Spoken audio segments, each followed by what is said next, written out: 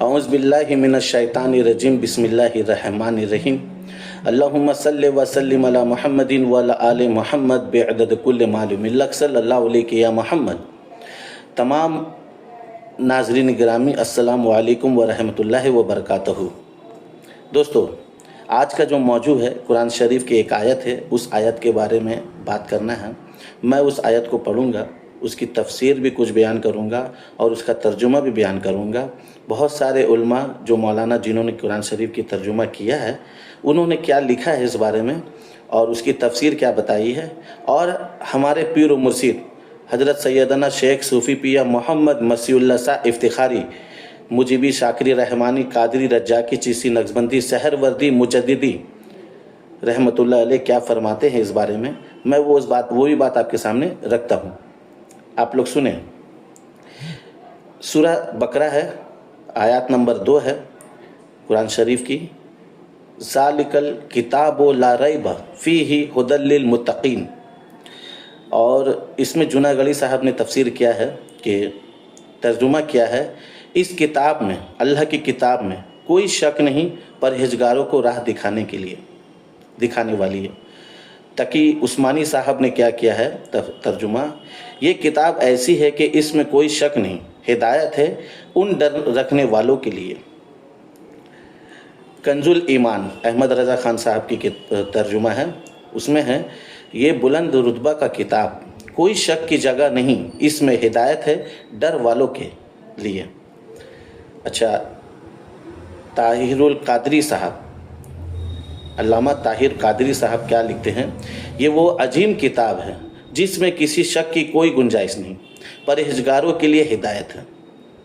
ये तमाम लोग अपने अपने तरीक़ों से तर्जुमा किए हैं। एक दो तफसीर में मैं आपको बताता हूँ, इसमें बताता चलूँ, आप थोड़ा सुने ज़रा सा इसको। ये तफसीर है तफसीर इब्न कसीर, इब्न तैमिया की तफसीर है ये बहुत बड़ी, बहुत सारे सहाबियों से लेकर के उन्होंने बहुत सारा बातों को रख करके इसका तफसीर किया है। अच्छा, मैं इसका अब दूसरा तफसीर आपको दिखाता हूँ। इनका आप दूसरा तफसीर देखिए, ये इनका ले लेते तफसीर।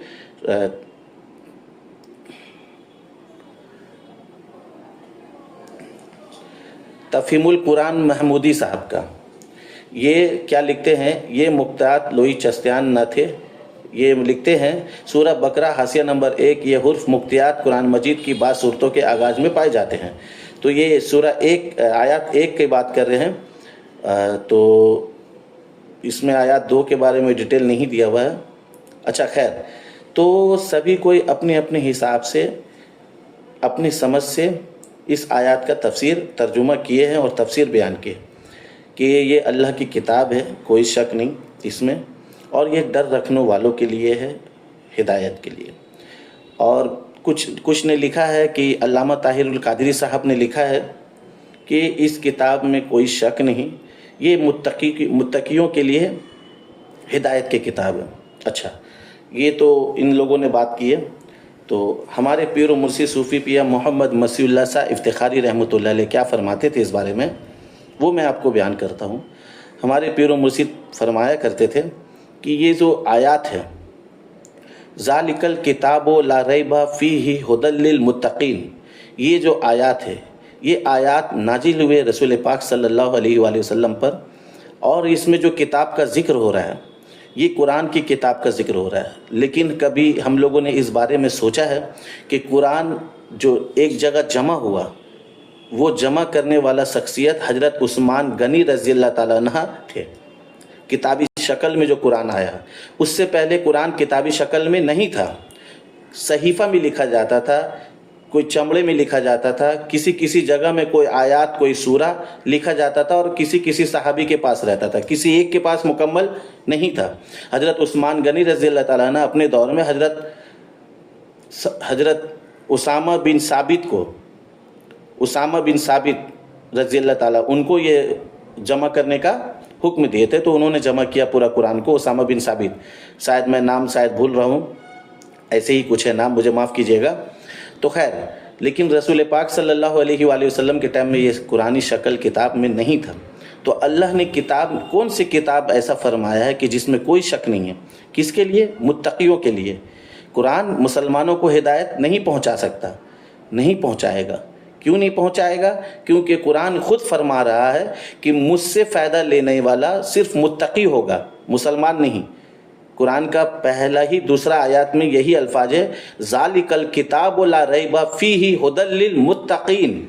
मुत्तकियों के लिए ये कुरान हिदायत के लिए है, ना कि मुसलमानों के लिए।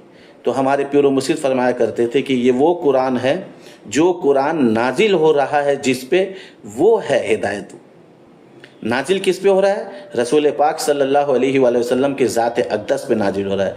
अल्लाह ताला इशारा दे रहा है कि ये ज़ात अक़दस पे कोई शक नहीं है, ये हिदायत का रास्ता है, इन पे आप यकीन रखो, इन पे आप एतमाद करो, इनके बताए हुए फरमान को कबूल करो, इनके नक्श कदम पे चलने की कोशिश करो और इनको पढ़ने का कोशिश करो। ये वो किताब है। कौन किताब? रसूल पाक सल्लल्लाहु अलैहि वसल्लम के खुद ज़ात अक़दस मुबारका, ये वो किताब है, इनको पढ़ने की कोशिश करो। क्यों? क्योंकि कुरान उन पे नाजिल हो रहा है, उन पे उतरा है। वो कुरान लेके नहीं आए हैं, कुरान उन पे उतरा है। तो जो मुअत्तबर शख्सियत है उसी पे कुरान उतरा है। तो मुअत्तबर शख्सियत खुद रसूल पाक सल्लल्लाहु अलैहि वसल्लम का ज़ात अक़दस है। तो ये उस टाइम में अल्लाह फरमा रहा है, आज तक का फरमा रहा है, क़यामत तक का फरमाता रहेगा। रसूल पाक सल्लल्लाहु अलैहि वसल्लम का ज़ात अक़दस ही को पढ़ना है और उन्हीं से सीख लेना है, उन्हीं से राह हिदायत का रास्ता पाना है। क्योंकि उनसे मुअत्तबर ज़ात पूरे कायनात में कोई शय नहीं है और ना ही होगा क़यामत तक के लिए। तमाम आलमीन में उनसे पाक और तक के लिए, तमाम आलमीन में उनसे पाक और उनसे मुअत्तबर ज़ात किसी का नहीं है। किनका? खुद रसूल पाक सल्लल्लाहु अलैहि वसल्लम का ज़ात अक़दस।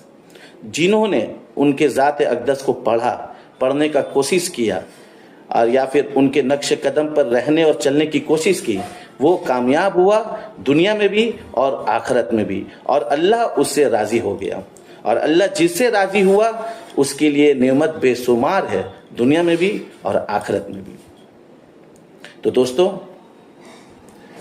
ये मैंने वीडियो बनाया है, आप लोग मेरे मैंने जो ये कोशिश किया है, जो कुरान शरीफ के आयत को पढ़ के उसको तर्जुमा आप लोगों के सामने बयान किया है, और जो हमारे पीर मुर्शिद जो बयान फरमाते हैं मैंने वो भी आप लोगों के सामने रखा है, आप लोग सुने हैं।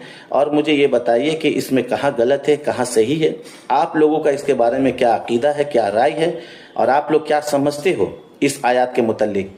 इस बारे में थोड़ा मुझे आप लोग कमेंट्स करके ज़रूर बताना। शुक्रिया आप लोगों का।